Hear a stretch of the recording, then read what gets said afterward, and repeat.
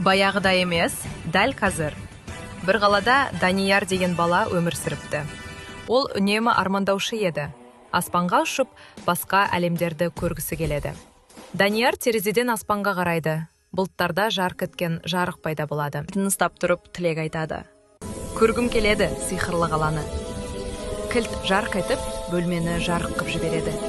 Бір сәтте айнала бұлыңғырланып, айналасындағы заттар қозғала бастайды. Сөйтіп, Данияр тілегін айтып үлгермей жатып, басқа әлемге тап болды.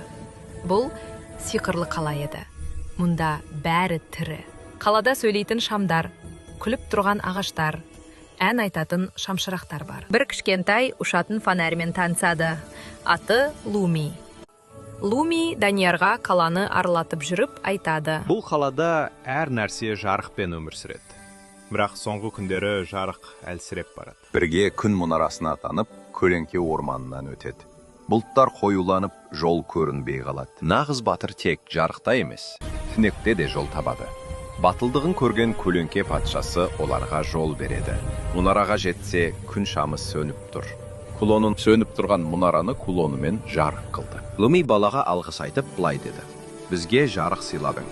Енді сенің уақытың келді, батыр бала. Бала аспанға көтеріліп, қайта өз бөлмесінде оянады. Оянғанда бәрі түс сияқты еді. Бірақ кулонын көрді. Ол енді шын жарқырап тұрды. Мүмкін сиқырлы қала расымен болған шығар. Терезеден қараса, қала жарқырап тұр. Есіңде болсын, балақай. Әлемдегі ең үлкен сиқыр сенің жүрегіңдегі мейірім.